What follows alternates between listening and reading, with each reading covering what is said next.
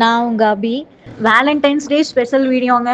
நான் விரும்பின, நான் லவ் பண்ண சில விஷயங்க. நம்ம லைஃப்ல கதறி அழுகணும், கத்தி அழுகணுங்கிற மாதிரி சுச்சுவேஷன் நம்ம லைஃப்ல எல்லாருக்குமே வரும். அப்படி ஒரு சூழ்நிலை தான் எனக்கு இன்னைக்கு வந்திருக்கு.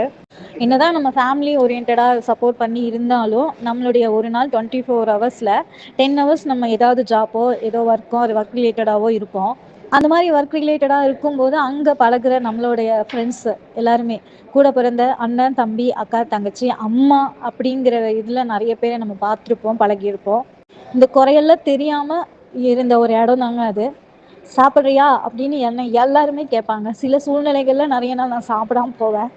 யார் சாப்பிட்டு இருந்தாலும் பிரியா சாப்பிட்றியா அப்படின்ட்டு தான் கேட்பாங்க. சில நாட்கள் அவங்க கிட்டேருந்து ஒரு வாய் சாப்பிட்டு கூட உள்ளே போய் வேலை செஞ்சுருக்கேன். எனக்கு எங்கேயாவது உங்ககிட்ட இந்த மாதிரி ஷேர் பண்ணணும், இது சொல்லாமல் எங்கேயாவது போயிடுவேணுங்கிறதுக்காக தான் இந்த ஒரு நாளில் எனக்கு இப்படி ஒரு வீடியோவை நான் அப்லோட் பண்ணுறேன். பிரதர்ஸ் மாதிரி என் கூட இருந்தவங்க என்னோட வீடியோனாலும் என்னோட ஐடினாலும் ஷேர் பண்ணி அக்கா பண்ணு, ஓகே நல்லா பண்ணுறீங்க, ஹோம்லி லுக்காக பண்ணுங்க, ஓகே பண்ணலாம் அப்படின்னு சொல்லி ஐடியா கொடுத்தது எல்லாமே என்னோட நண்பர்கள் தான். பிரியா அடுத்தது எப்போ வீடியோ போடுவாங்க, உங்கள் வீடியோ எப்போ வரும் அப்படின்னு சொல்லி நிறைய பேர் கேட்பாங்க. என்னோட மேக்ஸிமம் என்னோட வாட்சர்ஸ் எல்லாம் என்னோட ஃப்ரெண்ட்ஸ் சர்க்கிளோட தான் நான் ரீச் பண்ணேன்.